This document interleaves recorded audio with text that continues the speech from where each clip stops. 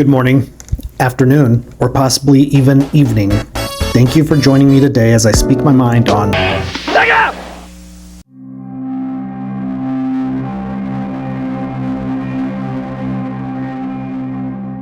Sonic the Hedgehog was released in June of 1991 on the Sega Genesis. Now, I do realize outside of the United States it was named the Mega Drive. However, I myself reside in North America and will call it the Genesis from here on out. The game released just 7 months after Super Mario World for the Super Nintendo Entertainment System and was basically its main competitor. In Sonic the Hedgehog, you play as a little blue spiky hedgehog who is a long-distance track star. The nefarious Dr. Evo, that's IVO, Robotnik, has kidnapped the animals of the planet. He's a total menace, trapping them inside a cybernetic animal robot of sorts. Unlike Mario, however, you aren't out to murder a bunch of cute-looking mushrooms, turtles, jellyfish, plant life, or fish. The Mad Doctor is out to destroy the beautiful wildlife and nature itself, and you are out to stop him. Pedal your way through 6 zones with fast blurring speed, backed up with blast processing. Oh, hold on, let me correct that. Pedal your way through the first zone with fast blurring speed, and then slow down to a Super Mario Bros. 2 crawl. Each zone the game offers are each distinct from each other, from grassy plains in the infamous Green Hill Zone to the industrial wasteland of Scrap Brain Zone. Each of these zones contain 3 acts, with the 3rd act containing an encounter with the Eggman at the end. The game was an instant hit with my friends at school and in our house. My brother, who was 9 years my senior, went to Toys R Us the night it released and bought it. I don't have any pictures as evidence, so here is a recreation of how this might have looked. He then proceeded to play it all evening into the night. My mother had bedded me down, and a little after she herself went to bed, my brother came and got me out so I could continue to watch until he completed the game. I got to witness the whole thing. It was the coolest. Those credits rolled and I was so excited for him. There is no denying my attachment to these memories and my late brother. Here I am 30 years later, as of the time of this video, still occasionally playing this game. So my question to answer now, how does the game still hold up? And do I think it's worth playing? Run, tumble into a spin, and jump your way across the zones. The objective of each level is to reach the sign at the end. I will admit, the spinning side never made sense to why that's at the end, but that signifies the completion of the level. The platforming and sense of speed work hand in hand to pleasantly bring in a feeling of unrestricted freedom that is, however, contained to the first zone. The following zones bring in hazards, enemy placements, and design that counters Green Hill Zone. It becomes much more familiar with typical platforms that were released at the time. So this isn't a bad thing, it still plays solid, but it's night and day and what came before. The 6 zones are Green Hill Zone, Marble Zone, Spring Yard Zone, Starlight Zone, Scrap Brain Zone, and the final zone. Oh right, and there's Labyrinth Zone. At the end of every act, as long as you have 50 rings saved up, a giant ring that takes you to the special zone will open up. If you successfully traverse this LSD trip of an experience, then you are rewarded with a Chaos Emerald. There are 6 of these to collect that do nothing except slightly alter the ending. We're talking about seconds of footage. It's more for replay value or something additional to aim for, with the reward being a pat on the back. With all the Sonic games to compare them with each other, I personally think that these are the weakest of the special stages, but I don't mind them all that much. You have a decreased lack of control over Sonic as you pinball your way around, avoiding the red circles, but I found it fun back then and still do now. The one thing I dislike is perhaps the repetitive circus song that loops over and over, and the chance that you might lose out on getting the emerald, due to it being a little luck-based and not entirely your skill. You can only collect them in Acts 1 and 2 of each zone, for the exception of Scrap Brain Zone, which is the last stage. That gives you, the player, 10 chances to collect 6 emeralds. I like to think of Sonic 1 as being the barrier between the eras of the Sonic Genesis. Before Sonic, you had much more arcade-like games, and the graphics, though a leap from the NES and Master System, still were not that impressive, especially as you look back at them now. Sonic and After really pushed the envelope of beautiful sprite work and graphics. These visuals hold up fantastically. The enemy designs are unique and fun, though much cuter in nature than their sequel counterparts. But we're here to focus on this game, not the future of the franchise, dagnabbit. Look at the cute little crab, look at it. Sonic is very expressive, and it adds to the charm of his character. And Robotnik, later to be named Eggman, to reconcile his name to what Japan has always called him, is always a delight to look at from an artistic perspective. Look at those little tiny legs, he skips leg day. The developers really knew how to squeeze everything they could visually out of this game. This is the most infamous example to use, but I'm gonna do it as well.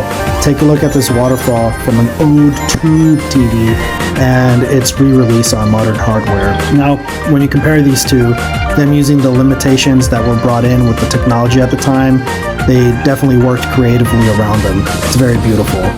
The controls themselves work very well. Sonic is very responsive. Many platformers competing with Mario and even some of Sega's own had this awkward floaty feeling to the characters as if running on ice. Not with Sonic. The controls were kept simple too. You have left and right to move. You can look up and the camera will follow after a moment, and you can duck down in this weird crouching position. It makes Sonic look like he's sniffing his own feet.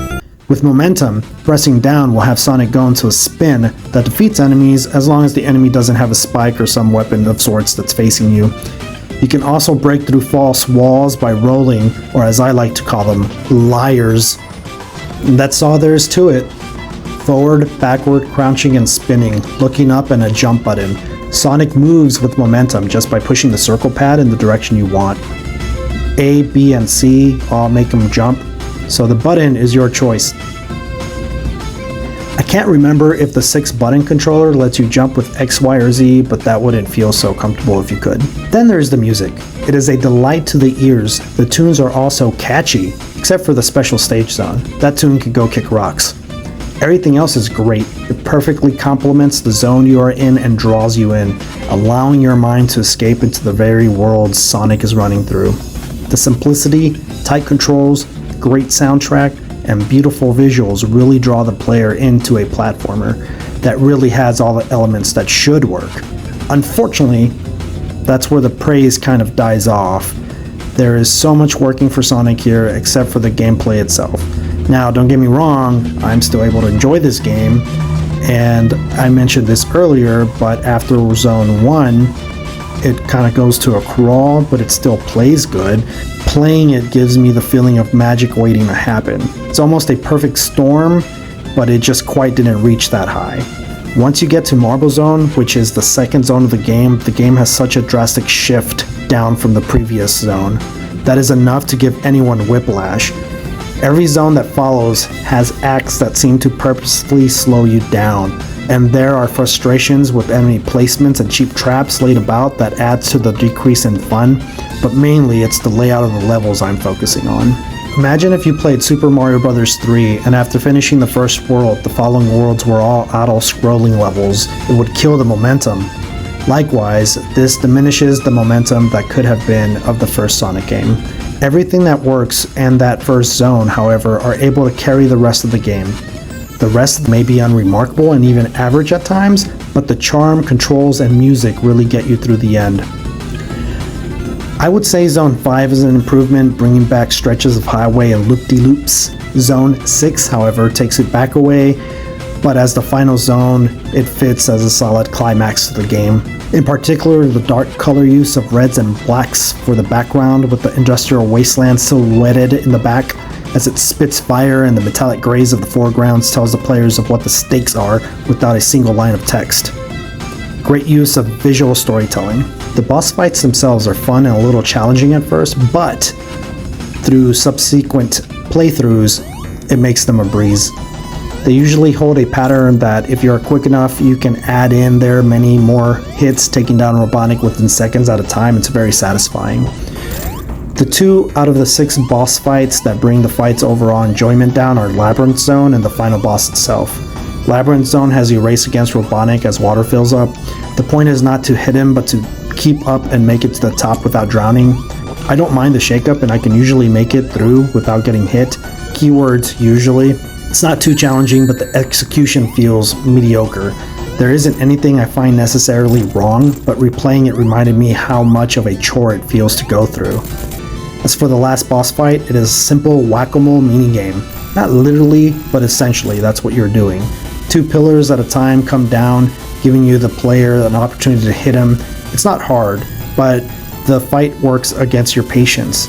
And for anyone playing a video game, a lack of patience can work against you. You can start making mistakes, and to me that's where the difficulty lies, and that kind of difficulty is artificial. Would I recommend Sonic the Hedgehog today?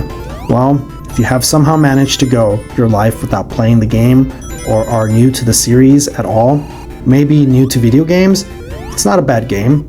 It contains all the elements that could have been a masterpiece. They worked good enough to hook us back in the day, but outside of Sonic Mania bringing this game up as part of its story, you aren't missing anything of importance.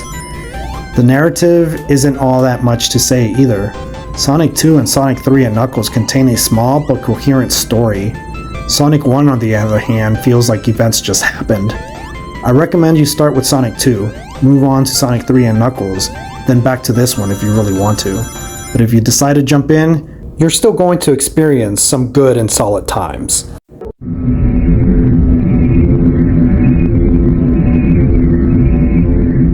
The door flew open and there stood my brother holding Sonic the Hedgehog 2. He popped it into the Model 1 Sega Genesis and turned that sucker on, and there the on-screen static was replaced with the infamous Sega intro. Dr. Robotnik, Eggman in Japan, and I'm sure other regions, was at it again, stealing animals and making them robots, polluting the earth, or Mobius, whatever, and according to Sonic CD, is causing the world to speed to a post-apocalyptic future similar to that of James Cameron's vision of the future. This time, however, he has a friend, a fox with 2 tails, called Miles per Hour, nicknamed Tails. I rushed off the couch and sat down next to him and saw all the glory of the first zone. He got to Chemical Plant Zone and he paused, rushing over to the landline, called his buddy, and exclaimed, "Guess what? I got Sonic 2!" I couldn't hear his buddy, of course, but his friend must have been calling BS, because my brother held the phone to the TV speaker so he could hear it. My brother then threw the controller at me, reset the console, and walked off, continuing his conversation. The controller was in my hands. I saw him go through the first zone, so I emulated to the best of my ability the best I could. I recognize Sonic 2 is the superior game to 1. Not only objectively, but subjectively as well. Like, I find it tremendously more fun. Strange enough though, as a kid, I just remember thinking how the first zone was a step back graphically from the first game. Everything had a clay-like texture and sheen to it in part 1. And this one used more dithering, than I didn't like the music as much. For the record, I will take Sonic 2 over 1 any day. I'm just sharing my experiences at that moment.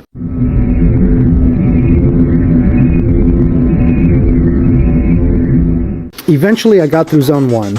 The first hurdle I truly had was this section here. It was so frustrating. I kept game overing here. In one attempt I got past it, but then fell at the moving platforms and couldn't make it back up. My brother came back, kicked me off, reset, and started playing again. Just like Sonic 1, I sat there watching him go through the game, studying what he did. At some point on a retry after game overing, I went to go get popcorn and sat back down. The time came where he made it to the Death Egg Zone. It looked impossible. A Mecha Sonic followed by Robotnik, Eggman, jumping into an egg-shaped mech himself. He had racked up lives and kept dying and dying, but sooner or later, under the twilight of darkness and all the lights being off, the mech fell apart. I saw the ending. The one without all 7 Chaos Emeralds, of course. By this hour of the night, I was told by our mother that it was my bedtime. So I retreated to my room and I fell into a slumber. The next morning, it was my turn. I breezed through Zone 1 again, but was temporarily stuck in the same spot. But I made it through after a few deaths. Aquatic Zone was annoying, but I managed to get through it just fine. I ran out of time hanging around the Sonic slot machines in Casino Night, but made it through there. It wasn't until Mystic Cave Zone that I game overed again. I was determined, however, and starting over I pushed through. Oil Zone was another rage-inducing spot at that time. Eventually I clawed my way to Wing Fortress Zone and couldn't do it. I don't remember how long I played for that day, but it was so much more than I probably should have. It was the weekend, so it's not like I had school or anything, but I was pulled away to accompany my mother for some errands. The day went by and I wouldn't be able to play again until nighttime. I went through again, but my bedtime came and I was halted at Metropolis Zone. The next day, my brother started playing it again and collecting emeralds. He didn't get them all that day, but he made a solid long attempt. The controller was back in my hands and I managed to get all the way to Death Egg Zone myself. I was there, at the end, and I lost all my lives to Eggman. Game over. I immediately got to the same spot again and handed my brother the controller. Asked him if he could beat it for me. He complied. I ended up loving the game so much that I would play it repeatedly, also collecting Chaos Emeralds of my own. I would get to the Mad Doctor and hand the controller to my brother. He would beat it for me and I would watch the credits roll. A moment of complete shock was witnessing my brother get all 7 Chaos Emeralds and turning into Supersonic. I had no idea what Super Saiyans were, but here was a small little window of things to come. Look at Sonic transform. I imagine a blood-curdling manly scream accompanying his transformation. I'm not sure how long I kept up getting to the end only for my brother to finish the fight for me, but it all came to a halt. It was surprising to me at first, a betrayal of sorts. I asked, as normally I did, and went to hand the controller off. And he replied coldly, "No, do it yourself," and walked off. I was defeated. How would I ever beat Robotnik?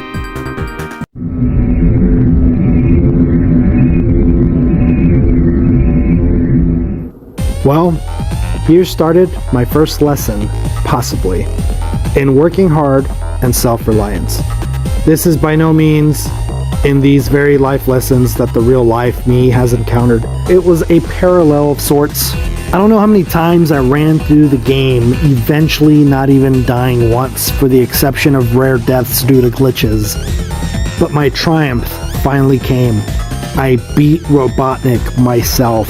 And shortly after, I was able to collect all emeralds on my own and beat the game to earn the true ending myself. If I could do this, I know I could beat other games. I guess I'll start playing more games. What's next? A gamer was born that day. I fondly look back at my brother telling me no. There's nothing like the sense of achievement of seeing a project through yourself. A shadow of it, of course. A small taste of things to come as I went through school, graduated, started my current career path, and earned my bachelor's degree, etc. It's funny. I look back at the Sega Genesis, and I'll always treasure it. In games that cater to me, the Super Nintendo offers much more options. But there is absolutely an emotional attachment to the Sega Genesis.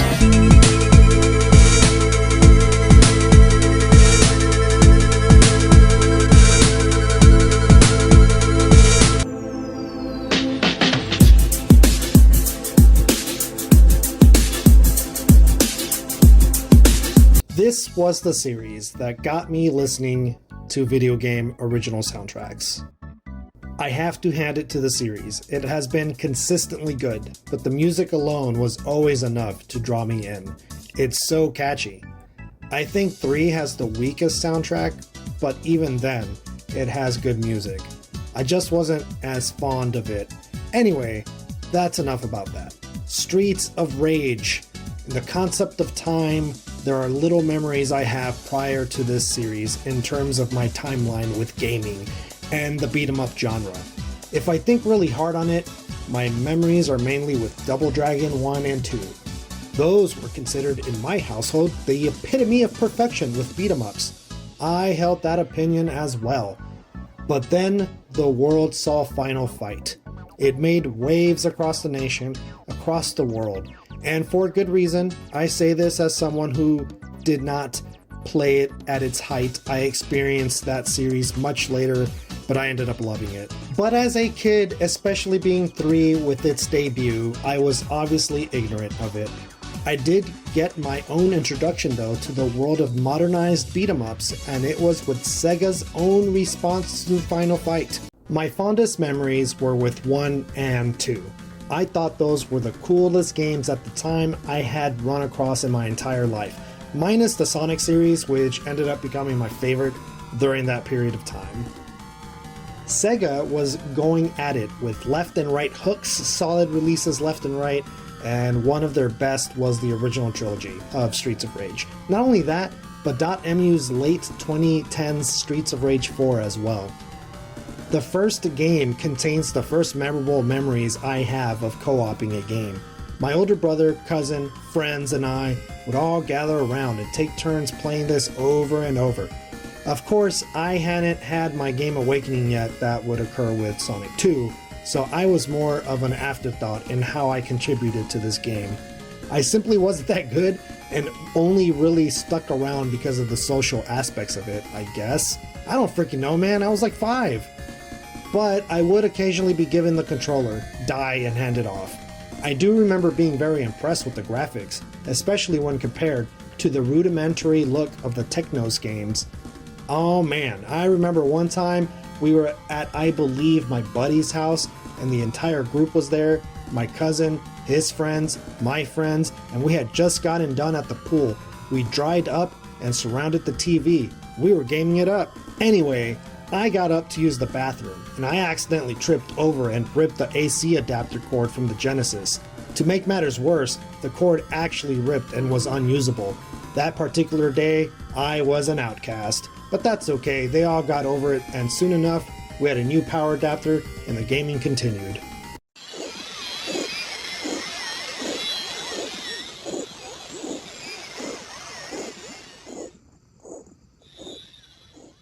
Streets of Rage 1 begins informing the player that the once bustling city of Wood Oak City, that is supposed to be your average American metropolis, is being run by the criminal underworld whose head has the name of Mr. X. They have infiltrated law enforcement, government officials, and businesses. The city is shrouded with darkness, much like real organized crime families had infiltrated New York just a few decades prior. Until the empire came crashing down in the late 80s or something along those lines. However, not all is lost. A remnant of hope exists within a group of 3 police officers who have tried to bring in the wrath of justice to the criminal syndicate. Their cries have been unheard, however. There simply is too much corruption and fear within their organization, so they take it into their own hands. They must step up and be that light themselves to be examples of what right looks like. Okay, maybe not. There's a lot of murder that is committed in this game.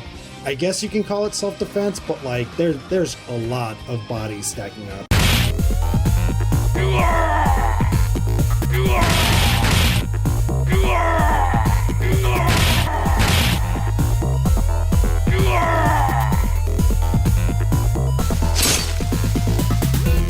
Adam, Axel, and Blaze resign their police officer status and take on this danger alone. They're not cops anymore, so it's not like they can take a police cruiser. No, this mission's on foot. There's only so much you can do when you don't have your own car. This trio begin their fight on crime within the city. Strap in, ladies and gentlemen. There's a whole lot of streets to rage through. They fight their way, battling it out, clearing street by street, washing away the filth of the city, and countering the first crime underboss, Antonio. But once they get through him, they maneuver their way into the inner city. It would seem that the influence of the crime family far extend beyond the city. After disposing of their next ranking member, they make their way to the beach. Another difficulty brought on by their on-foot adventure. You don't make it long distances on the beach. The weather's also down. The beach takes us to the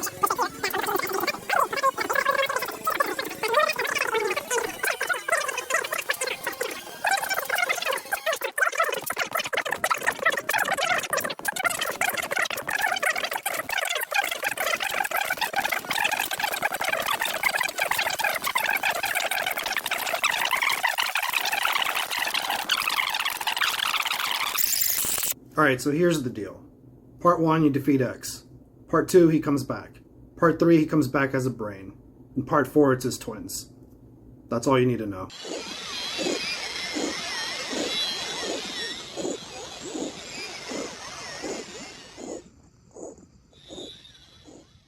Control-wise, they all control great and hold the same button layout for the most part. 1 through 3 were designed with the 3-button controller in mind, though 3 has a 6-button layout option and it really works in its favor. 4, you can do modern or the traditional 3 buttons, but no, don't do that. I absolutely recommend modern. Keep up with the times, man. There's not much else to say. They're really tightly made games that hold up very well. I'll say, of the originals, 1 moves and feels somewhat fast.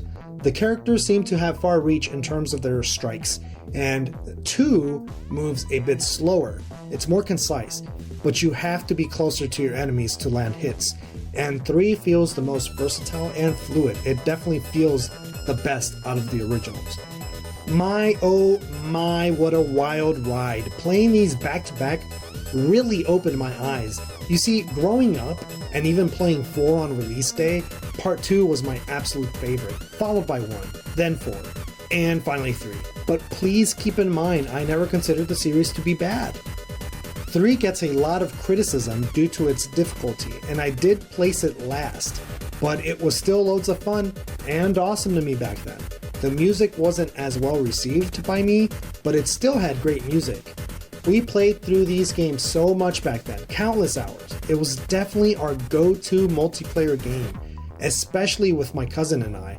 I have many cousins, but I have one that is my same age. He would be the one I spent most time playing through these. We would absolutely wreck all of them. He was the more experienced with 3 though, because that was his favorite one. I learned from him how to unlock Shiva and Rue. Yes, I realize Rue is the Western name, but that's what I know best, okay? The series has always been able to provide a good time throughout the ages. There's been years upon years, long breaks, but then I'll find a current friend from work or the likes, and we'll go to town on them, on the streets. It has been another lull though. I hadn't played 1 through 3 in many years. I had went through 4 somewhat recently, of course, because it just released a few years ago. That makes sense, right? So for this video, I played all of them back to back, only taking breaks from the series to chip away at Final Fantasy XIV and Elden Ring. So of course I found it so frustrating that I could not get through the American version of 3. I realize it is for a lack of skill and dedicated time nowadays, but I was able to blow through it back then. And I kept game overing first at Stage 4's boss, and then I was able to creep into 5 and died some more there too. I am confident that I can get it done, and at this point, it's just a matter of principle. I'm gonna make it happen. I just won't be streaming it or anything. I'll get through it as a personal side project. I was griping to someone and they told me to play the canonical Japanese version. I was going to do that anyway since it's canon, but my, I didn't realize how much easier it actually was. I was able to blow through that thing. I did resort to looking up where the bomb switches were and the general, which is not my usual. However, I have other games to play, and I have Streets of Rage 3 Western to practice on, so I looked it up on GameFAQs and I got through that little segment. Anyway, now that I played 1 through 4 back to back, my opinion has actually completely changed. I now hold that 4 is the absolute best in the series. I wouldn't say it leads drastically, but it's just so well made. The music hit much harder this time around than when I first played it, and it's such a great experience. The levels are really creative, and I love the hand-drawn nature and look to it all. It sunk in for me that this was my favorite of the series. What I didn't like is that Axel can't run. Now look, I realize people have their favorite characters for practical reasons. In Streets 1, for example, Blaze is the smartest choice because speed matters so much. In fact, Axel shouldn't be your choice in any of them, even though he's the most balanced character. But he's my favorite character, and that's who I play with, dagnabbit. Anyway, Axel can't run in 4. He couldn't in 1, he couldn't in 2, But 3 offered so much smooth control like running and rolling. It's very disappointing that default lower axle in 4 cannot run. It felt like a step back, a regression to how 3 advanced the gameplay. I'll admit, the gameplay is built around the lack of these abilities, so it's fine, but the sense of control was superior in 3. You can unlock Axle from 3 and it gives you back that smoothness, so that is great and I do like that. Other than that, 4 is a fantastic game. I really think the reason I didn't have this opinion before with having it be the pinnacle is nostalgia for me. There had been too much of a long break between me playing the games that when I first played 4, I held it as a solid, great game, but not the best. Well, not only is 2 not my favorite anymore, but I think 3 deserves the number 2 slot. Yeah, I know, blasphemy, right? Unfortunately, the canonical version of 3 is locked to the Japanese version of the game. The Western version is much harder and the story is altered, but if you give yourself the time to get better at it, as I have been doing, or if you have the means to play the Japanese version, it just feels so fluid. The levels are much more varied and complex than 2, and the bosses are much more deeply layered. Get yourself someone to play 3 with, and it's easily a fantastic, enjoyable time. I do still think the music of 2 edges out 3 in being better, but that doesn't mean 3's music is not good or lacking. It really grew on me on this playthrough. Sorry, Streets of Rage 2 fans, 3 beats it out for me, and it's mainly on gameplay, which is where it matters the most. In the number 3 spot is now Streets of Rage 2. After taking the time to go through 1, I was surprised at how much slower 2 felt. It is the slowest of the 4 games, but not in a bad way. Again, the entire series remains really good, but it was odd transitioning from Streets of Rage 4 to 1, then 2, which is the order I played through them, 4, 1, 2, 3. It's a much more deliberate beat 'em up than 1 is. It is essentially a better version of 1, with almost identically themed levels and looks, almost. I've heard some say the horror theme park levels feels off. I personally love it. Plus, get to fight Blanca and Vega's hybrid there. Anyway, the game is centered around the rhythm of the game and so plays and feels just fine. The larger sprites that 2 and 3 use compared to 1 are beautiful welcomes, and yeah, 2 looks really good. Plus, it does have a stronger soundtrack than 3 and 1. Overall, the game will always have a special place in my heart. 1 is good, that's all I have to say. It's, to me, the weakest of the series, but again, that's not a dig, it's a solid game. I had fun going through it. It's not as well balanced though. I still think having a special where backup shows up and shoots a bazooka is freaking awesome. So that's my ranking. In last place, the game that started it all. With the copper trophy stands Streets of Rage 2, Bare Knuckle and Streets of Rage 3 holds silver, and gold standing firm and proud is Streets of Rage 4.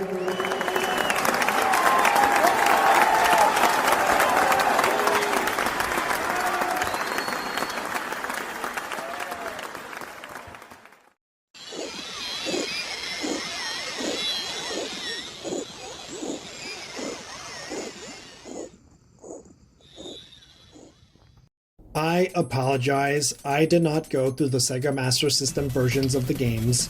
I never have played those versions of the series. I'm curious though, enough about them. I'm sure eventually my randomizer will land on them and I'll get to experience them in my lifetime. We will see. Anyway, you have 4 solid games that comprise a series that somehow, even with a 20-year gap, continues to have remained good.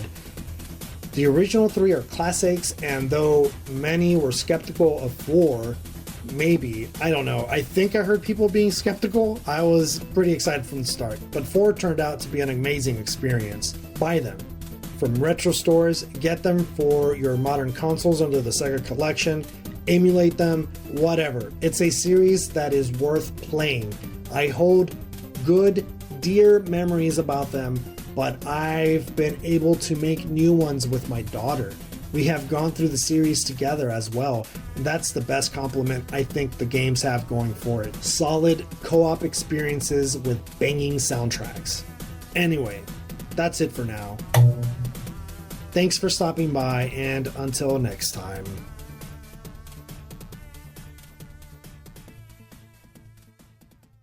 Batman Returns! My brother rented this. We got stuck on the stairwell with the penguin. Neither of us could get past this. We never beat it. My memories of this are fond, but I've repeatedly tried in recent times to go through this dang game, and it's kind of trash. Shinobi 3, the game is peak Sega at their best. I've heard many say 2 is their favorite, and I imagine it's because 3 had changes to be more streamlined, but I love everything about this game. It was so underwhelming to see the hype train for Sonic 2 only the one day in Houston, Texas, while at a Fiesta grocery store, run into a booth actively selling Sonic 3. Like, what? My brother and I had no idea 3 was even coming. Fiesta, by the way, are these Hispanic food stores, which I believe are only found in Houston. Why were they selling Sonic 3? Shadow Dancer. I didn't beat this until I was an adult, and it's not even that hard of a game. But I did like it as a kid. Just didn't click with it though. Revenge of Shinobi is a much harder game, and I was able to beat that. But yeah, Shadow Dancer is solid. It's a really good time. Then there was Toe Jam and Earl and Panic 2 Funkotron. I didn't know there was a game prior to this, much less the vast difference in playstyle, but I love this game and I still do. My daughter and I recently did a playthrough together and she thought it was really silly, but had a great time. Humans are on Funkotron, and it's your job to capture them all and send them back to Earth. It's a very unique game, with amazing and inspired visuals. The Boogeyman is probably my favorite enemy. As the years went on, the Sega CD would come into the picture, and I love that chunky device as well. Because we had a Gen 1 model, my brother bought the Sega CD bottom loader that goes with it. My favorite Sonic game for the longest time was Sonic CD. The time travel concept really had its hooks in me. Plus, the atmosphere seemed darker in tone, which was really cool. I got to witness and play through the infamous but somewhat terrible game Night Trap. I didn't even know there was a huge controversy surrounding that game with court hearings and such. I was gifted Power Rangers one Christmas, and it's another FMV game. Not a very good one, honestly, but one that I loved playing over and over. We never got a 32X. But I did have a childhood friend who did, and he would bring it over while we would play Virtual Fighter on it. What a piece of crap that device is. The Genesis was absolutely vital to my childhood. I grew up in a not so great area of Westside Houston, and I'm sure on many levels there was escapism going on. I played outside plenty and even played football in middle and high school. I got into JROTC. I was an active kid, but perhaps also stayed away from trouble by being knee deep into this console. Nowadays, when it comes to retro games, I can look back and confirm that Nintendo had overall better offerings and catered more to my taste at this time. But my memories of my brother and childhood are forever linked to this console, and for that, always will default to it, at least with the 16-bit generation of gaming. I really enjoyed sharing, and thank you for those who tuned in and stayed around this long. Until next time.